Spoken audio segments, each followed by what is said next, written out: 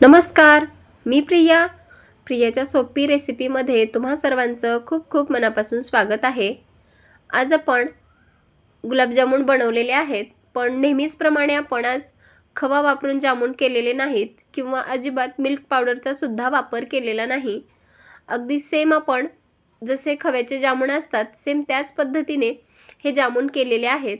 व्हिडिओत मी तुम्हाला पुढे सांगणारच आहे की आज आपण जामुन कशाचे केलेले आहेत. दिसायला तर अगदी मस्त दिसत आहेत आणि खायला तर खूपच टेस्टी झालेले आहेत.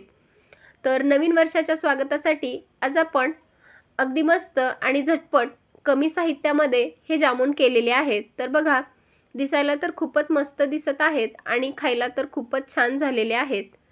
तुम्ही जर अजून माझ्या चॅनलला लाईक आणि सबस्क्राईब केलं नसेल तर प्लीज माझ्या चॅनलला लाईक आणि सबस्क्राईब करा. सोबतच बेल आयकॉनवर क्लिक करा आणि माझ्या रेसिपी तुम्हाला कशा वाटतात नक्की कमेंट करून सांगा. चला तर मग रेसिपीला सुरुवात करूया.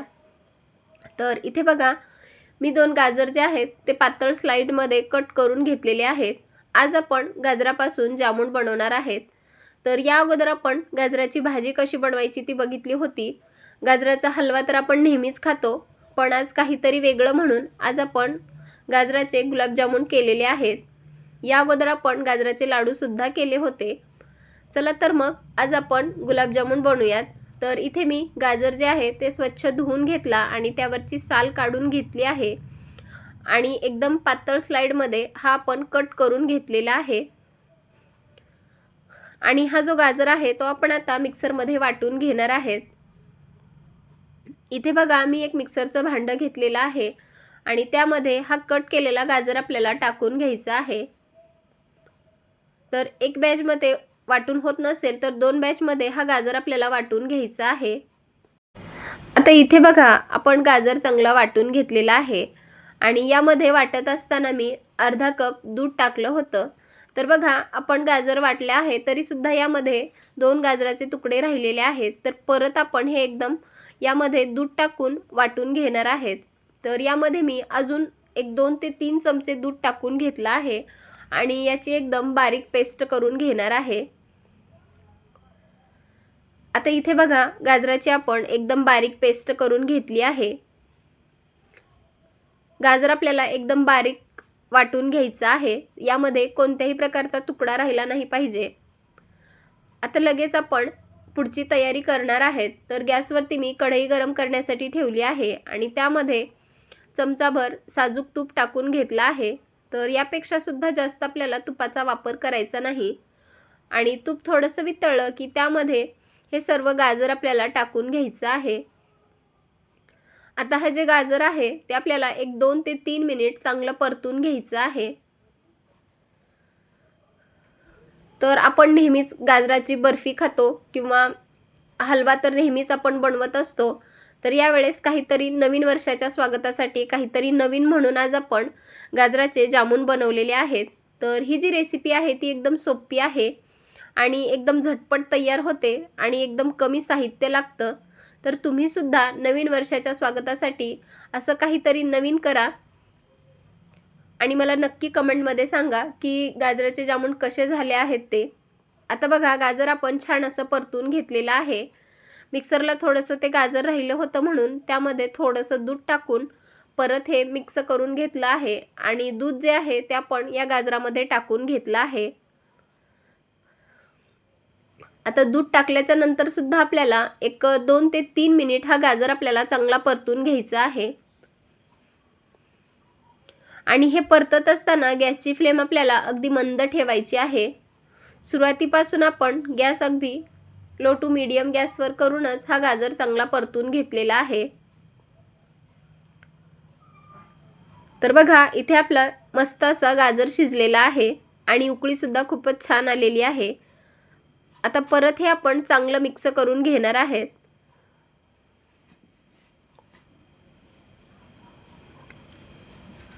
आता गाजर आपण पूर्णपणे दुधामध्ये चांगल्या प्रकारे मिक्स करून घेतला आहे. आता यामध्ये आपण रवा टाकणार आहेत. तर इथे मी एकदम बारीक रवा वापरलेला आहे. तर आपल्याला जास्त सुद्धा रवा वापरायचा नाही. इथे मी 2 गाजर घेतले होते त्यासाठी एक मोठा चमचा आपल्याला रवा वापरायचा आहे. तर रवा जो आहे तो मी इथे बारीक रवा वापरलेला आहे. जर तुमच्याकडे बारीक रवा नसेल तर तुम्ही जाड रवा असतो तो मिक्सरला सुद्धा बारीक करून घेऊ शकता. आता बघा, रवा टाकलं की जे गाजरामधील पाणी आहे ते पटकन ॲब्झॉर्ब होतं आणि चांगले आपल्याला जे गाजर आहे ते घट्ट व्हायला मदत झाली आहे. आता हे सुद्धा आपण रवा टाकल्याच्या नंतर सुद्धा आपण सारखं परतून घेणार आहेत. तर यामध्ये आता थोडासा घट्टपणा आलेला आहे. आता यावर आपल्याला एक झाकण ठेवायचं आहे आणि एक 5 ते 7 मिनिट आपल्याला हे वाफवून घ्यायचं आहे. म्हणजे जो रवा आहे तो चांगल्या प्रकारे आपला शिजला जाईल. आता बघा, इथे मी झाकण काढून घेतलेलं आहे आणि हे जे मिश्रण आहे ते आपलं छान असं घट्ट झालेलं आहे. तर बघू शकता तुम्ही, आपलं मिश्रण आता छान असं घट्ट झालेलं आहे. आता आपण गॅस बंद करून घेणार आहेत आणि हे जे मिश्रण आहे ते थंड होण्यासाठी बाजूला ठेवणार आहेत. तोवर आता आपण इकडे पाक बनवणार आहेत. आपलं मिश्रण थंड होत आहे तोवर आपण इकडे लगेचच पाकाची तयारी करूयात. तर गॅसवरती मी एक पातेलं ठेवलेलं आहे आणि त्यामध्ये 1 वाटीभर आपण साखर टाकली आहे. ज्या वाटीने आपण 1 वाटी साखर टाकली होती त्याच वाटीने आपल्याला पाणी टाकून घ्यायचं आहे. यामध्ये विलायची थोडीशी कुटून टाकली आहे. तर यामध्ये आपल्याला पावडर टाकायची नाही विलायचीची, तर ती थोडीशी कुटून टाकायची आहे. त्यामुळे पाकाला खूप छान असा सेंट येतो आणि खाताना सुद्धा खूपच छान लागतो. आता बघा, साखर आपल्याला पूर्णपणे या पाण्यामध्ये मेल्ट करून घ्यायची आहे. सुरुवातीला थोडासा गॅस हाय फ्लेमवर ठेवायचा आहे आणि उकळी आली की नंतर आपण अगदी मंद आचेवर उकळी काढून घेणार आहेत. तर आपल्याला इथे पाक अगदी 1 तारेचा किंवा 2 तारेचा सुद्धा पाक आपल्याला करायचा नाही. तर फक्त आपला थोडासा चिपचिपा आपल्याला पाक करून घ्यायचा आहे. आता गॅसची फ्लेम आपण कमी करणार आहेत आणि एक 5 ते 7 मिनिट हा पाक आपण शिजवून घेणार आहेत. तर जास्त सुद्धा आपल्याला चिकट पाक करायचा नाही. तुम्ही जर जास्त चिकट पाक केलात तर जामुनमध्ये हा जो पाक आहे तो मध्येपर्यंत मुरणार नाही. म्हणून आपल्याला अगदी साधा पाक बनवून घ्यायचा आहे. तर बघा, इथे आपण पाक होत आहे तोवर लगेच आपण आता जामुन बनवून घेणार आहेत. तर हे जे मिश्रण आहे ते अगदी थंड झालेलं आहे आणि घट्ट सुद्धा झालेलं आहे. आता लगेच आपण याचे जामुन बनवून घेणार आहेत.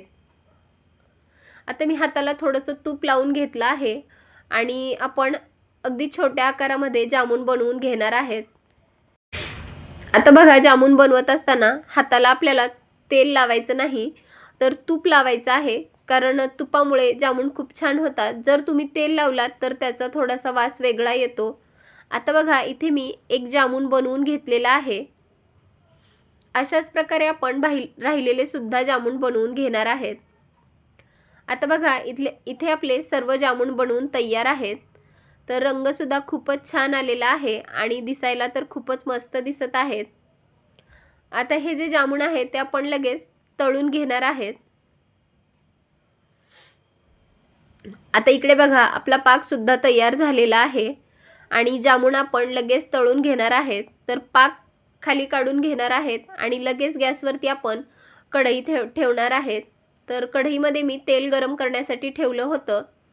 थोडंसं पीठ टाकून बघितलं तर तेलसुद्धा आपलं आता छान असं तापलेलं आहे. आता लगेच आपण जामुन तळून घेणार आहेत. इथे जर जामुन तुम्हाला तळायचे नसतील तर तुम्ही इथे स्टीमसुद्धा करून घेऊ शकता. म्हणजे एका मोठ्या कढईमध्ये पाणी ठेवायचं, त्यामध्ये स्टँड ठेवायचं आणि प्लेटमध्ये हे जामुन ठेवून वरून एक झाकण ठेवायचं आहे आणि तशा प्रकारे सुद्धा तुम्ही हे जामुन स्टीम करून घेऊ शकता आणि नंतर पाकामध्ये सुद्धा सोडू शकता. पण इथे मी स्टीम न करता हे जामुन तळून घेणार आहे. आता बघा, जामुन तेलामध्ये सोडले की आपल्याला ते लगेचच हलवायचे नाहीत. थोडेसे सेट झाले की आपण ते चमच्याने ढवळून घेणार आहेत आणि अगदी मंद आचेवर हे जामुन आपल्याला तळून घ्यायचे आहेत. तर गॅसची फ्लेम आपल्याला हाय ठेवायची नाही. जर तुम्ही गॅसची फ्लेम हाय ठेवली तर जे जामुन आहे ते वरचं जे आवरण आहे ते पटकन करपलं जातं आणि मध्ये जामुन आपले तसेच कच्चे राहतात. तर अगदी मंद आचेवर हे जामुन आपल्याला तळून घ्यायचे आहेत.